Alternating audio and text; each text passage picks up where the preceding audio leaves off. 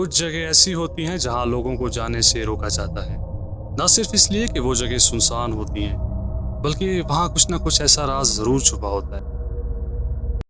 السلام علیکم دوستو، میرا نام ہے Suhail and welcome to Suhail X horror. آج کی سٹوری بڑی انٹرسٹنگ ہونے والی ہے، اس لیے سٹوری کو اینڈ تک ضرور سنیے گا۔ اگر آپ کے پاس بھی کوئی ہارر سٹوری ہو تو آپ میرے ای میل کے ذریعے مجھے سینڈ کر سکتے ہیں، میں آپ کی دی ہوئی ہارر سٹوری نریٹ کروں گا۔ تو بڑھتے ہیں آج کی سٹوری کی طرف بنا وقت ضائع کیے۔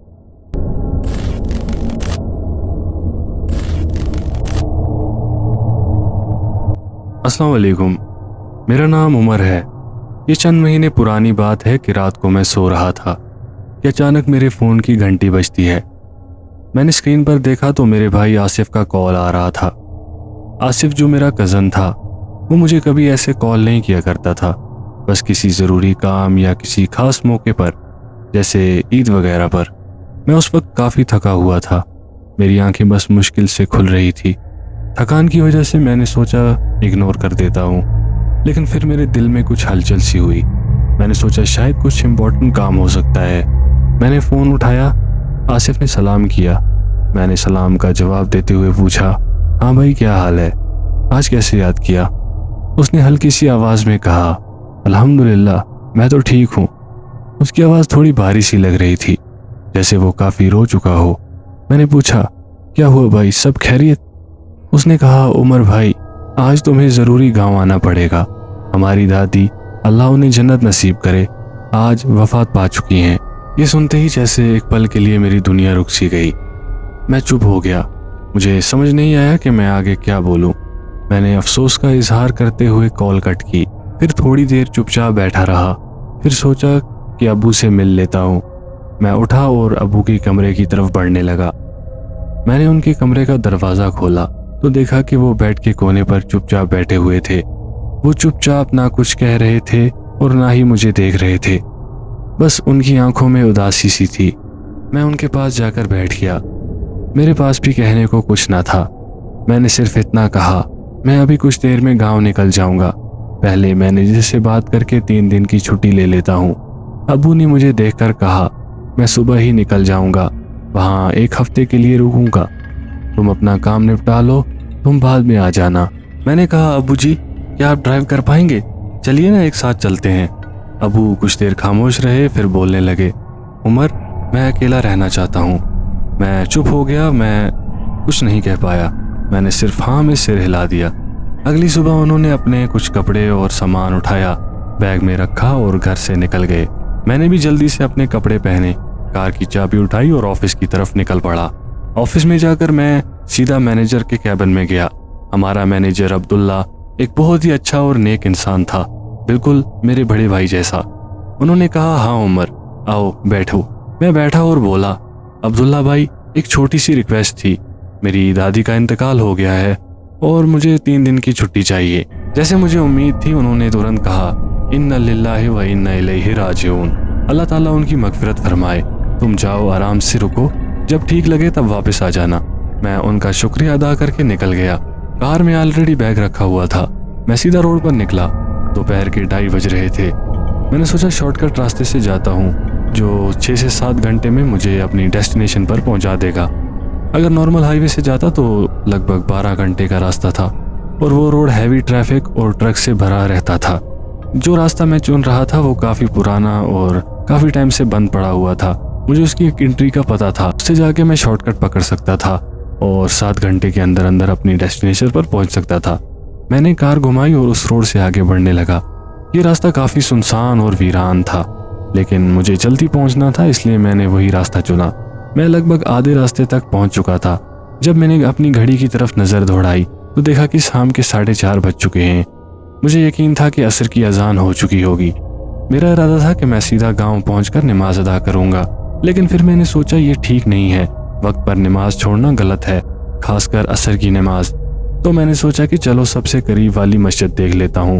ابھی 2 سے 3 منٹ ہی گزرے ہوں گے کہ مجھے ایک پیٹرول پمپ دکھائی دیا اور اس کے بغل میں ایک چھوٹی سی مسجد بھی تھی۔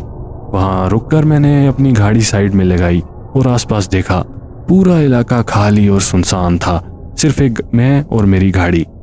میں نے مسجد کی طرف نظر دوڑائی تو دیکھا کہ اس کی کھڑکیوں کا آدھا شیشہ ٹوٹا ہوا تھا اور ہر طرف دھول ہی دھول۔ مسجد کے واش روم بھی لاکڈ تھے اور پریشانی کی بات یہ تھی کہ میرے پاس ایک بھی پانی کی بوتل نہیں تھی جس سے میں وضو کر سکوں۔ میں نے مسجد کے آس پاس سے زمین سے ذرا سی مٹی لی اور تیمم کر لیا۔ تیمم کر کے میں مسجد کے دروازے تک آ گیا۔ ایسا لگ رہا تھا جیسے یہ دروازہ صدیوں سے بند ہے۔ جیسے ہی اسے کھولنے کی کوشش کی، اسے اپنی طرف کھینچا، تبھی وہ دروازہ زور سے کھلا، ایک بھیانک سی کرر کی آواز سے۔ بالکل ایسے لگا جیسے یہ دروازہ 10 سے 20 سالوں سے کسی نے کھولا ہی نہ ہو۔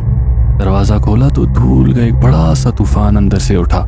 میں نے اندر دیکھا کہ مسجد کے فرش پر جو قالین تھی وہ اتنی پرانی اور گرد آلودہ تھی کہ اس کا اصلی رنگ بھی پہچاننا مشکل ہو گیا تھا۔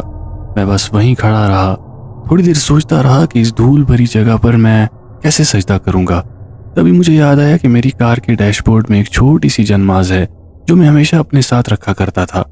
میں واپس کار کی طرف گیا، میں نے کار سے جانماز نکالی اور واپس مسجد میں آ گیا۔ میں نے اپنی جانماز مسجد کی گرد آلودہ قالین پر بچھائی اور قبلے کی طرف رخ کرتے ہوئے نماز شروع کی، مگر میرا دل بے چین سا ہو رہا تھا۔ دل کی دھڑکن تھوڑی تیز ہو رہی تھی، اندر سے گھبراہٹ ہو رہی تھی، ہر طرف خاموشی چھائی ہوئی تھی۔ میں نے نماز میں کنسنٹریٹ کرنے کی کوشش کی۔ میں نے پہلا رکعت ختم کیا، لیکن جیسے ہی میں دوسرے رکعت کے رکوع سے اٹھا اور کہا سمیع اللہ لمن حمدہ، اسی وقت پیچھے سے آواز آئی ربنا ولک الحمد۔ میں کنفیوز سا ہو گیا۔ میں خود سے سوال کرنے لگا، کیا یہ میں نے سچ میں سنا ہے یا میرے دماغ کا وہم ہے؟ کہ اچانک وہ آواز پھر سے آئی۔ بس پھر کیا تھا مجھے کچھ سمجھ نہیں آیا۔ میرے جسم میں ٹھنڈ سی دوڑ گئی، ایک دم سے میرا جسم سخت ہو گیا، میری پوری باڈی میں گوس بمپس آ گئے۔ میں نے دھیرے سے پیچھے مڑ کر دیکھا تو وہاں کوئی بھی نہیں تھا۔ سب کچھ ایک پل میں ہوا، بس کچھ سیکنڈ میں۔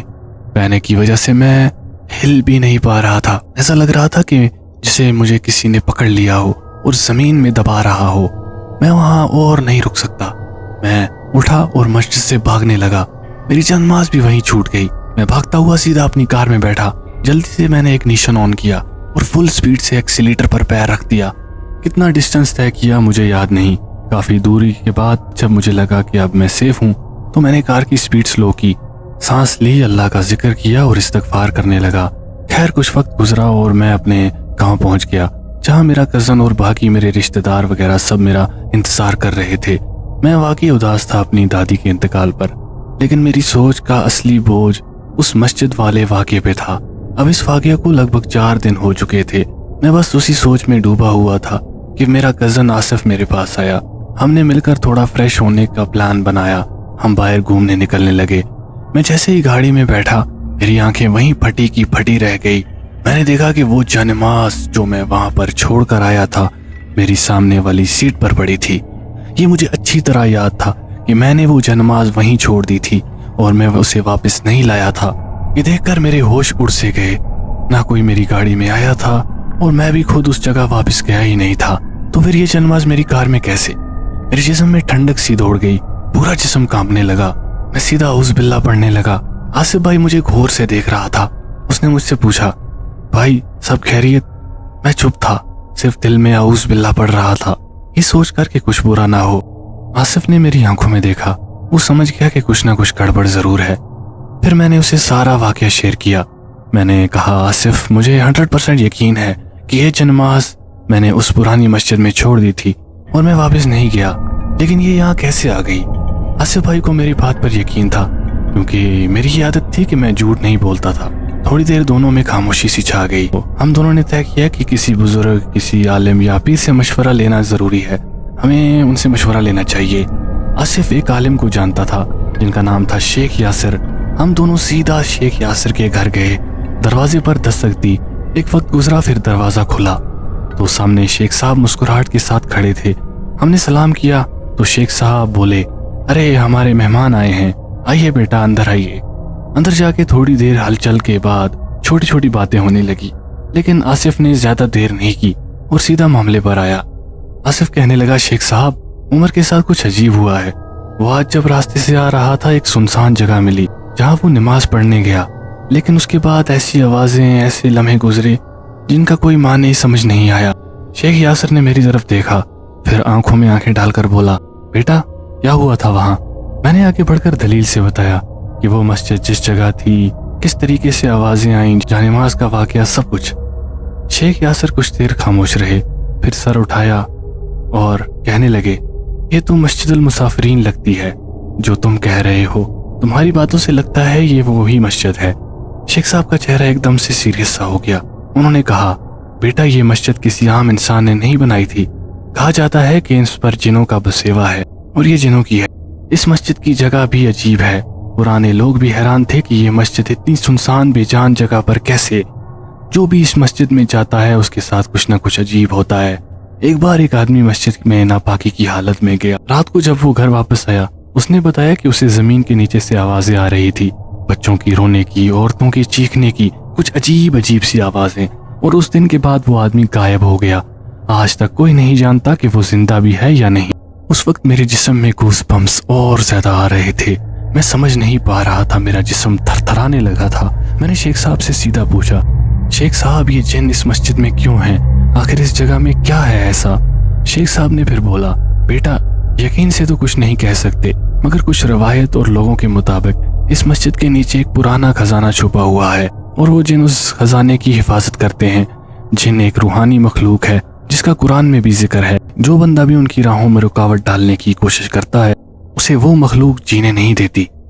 لیکن پھر شیخ صاحب نے مجھے تسلی دیتے ہوئے کہا، عمر بیٹا تم نے تو کچھ غلط نہیں کیا ہے، تم تو صرف نماز ادا کرنے کے لیے رکے تھے، تمہاری نیت بالکل صاف تھی، اس لیے تمہیں انشاءاللہ کچھ نہیں ہوگا۔ میں نے بے چینی سے پوچھا، پر شیخ صاحب مجھے وہاں پہ ایسا محسوس ہوا کہ مجھے کسی نے زمین میں دبانا چاہا تھا۔ شیخ صاحب بولے، بیٹا عمر تمہاری نیت صاف تھی، اس لیے تمہیں انہوں نے کچھ نہیں کیا۔ پھر شیخ صاحب اپنی جگہ سے اٹھ کر ایک کمرے میں گئے، ایک کالا سا کپڑے کا بیگ لے کر واپس آئے۔ بیگ سے انہوں نے ایک بوتل نکالی، کچھ کاغذ اور کچھ چھوٹی چھوٹی چیزیں۔ وہ میرے سامنے بیٹھ گئے اور بولے، بیٹا عمر تم بس آنکھیں بند کرو اور چاہے کچھ بھی ہو جائے آنکھیں مت کھولنا۔ میں نے ان کی بات مانی، آنکھیں بند کی، پھر انہوں نے سورہ بقرہ کی تلاوت کرنی شروع کی۔ تلاوت سن کر میری روح کو عجیب سا سکون مل رہا تھا۔ تھوڑی دیر بعد شیخ صاحب کی آواز اور تیز ہونے لگی، اور اس وقت مجھے محسوس ہوا کہ کوئی بھاری ہاتھ میری ریڑھ کی ہڈی پر ہے۔ میری ہڈی میں مجھے اس وقت ایسی جھنجھناہٹ محسوس ہو رہی تھی جیسے کوئی ظالم طریقے سے میری ہڈی پر دباؤ ڈال رہا ہو۔ مجھے محسوس ہوا کہ جیسے کوئی بھاری چیز میری جسم سے نکلی جا رہی ہو، اور میں نے ایک لمبی سی سانس لی۔ پھر شیخ صاحب رک گئے اور بولنے لگے، عمر بیٹا اب آنکھیں کھول لو۔ میں نے دھیرے سے آنکھیں کھولی تو دیکھا کہ شیخ صاحب کا چہرہ پسینے سے بھیگ چکا تھا۔ انہوں نے بس اتنا کہا، الحمدللہ تم صحیح سلامت ہو۔ یہ سنتے ہی مجھے بہت خوشی محسوس ہوئی۔ میں نے اٹھ کر شیخ صاحب کے ہاتھ چومے، ان کا سر چوما اور کہا، اللہ آپ کو جزا دے شیخ صاحب۔ یہ کہتے ہی ہم دونوں وہاں سے چلے گئے۔ میں اور آصف اپنے گھر آئے۔ میں اپنے کمرے میں آیا، دروازہ بند کیا، فون کو ایک طرف رکھا اور سو گیا۔ اس رات مجھے ایک عجیب سا خواب آیا۔ میں واپس اسی مسجد میں تھا، اور پھر 5 بڑے بڑے کالے سائے میرے آس پاس گھوم رہے تھے۔ تبھی ایک سا بڑا سا سایہ میرے پاس آیا، بھیانک سی آواز میں بولا، ہم نے تجھے تکلیف دینے کا ارادہ نہیں رکھا، کیونکہ تو نے ہمیں تکلیف دینے کا ارادہ نہیں رکھا۔ یہ سنتے ہی میں ایک جھٹکے سے اٹھ گیا۔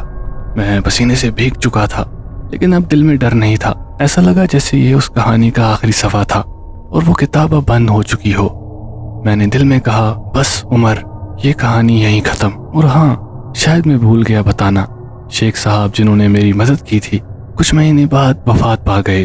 اللہ ان کو جنت عطا کرے، اور تب سے آج تک میں ان کے لیے ہر نماز میں دعا کرتا ہوں۔ ان کی وجہ سے اور اللہ کے فضل سے میں واپس زندگی جی سکا، اور آج میں زندہ ہوں، سنبھل کے چل رہا ہوں۔ اور اگر یہ کہانی تم سن رہے ہو تو یاد رکھنا، دنیا میں بہت سی چیزیں ہیں، کچھ جگہیں، کچھ لوگ، کچھ لمحے، بس ان کا وجود ہی ایک راز ہوتا ہے۔ اور سب سے ضروری بات، ہر جگہ، ہر چہرہ، ہر ماحول سیف نہیں ہوتا۔ یہ تھی عمر کی کہانی۔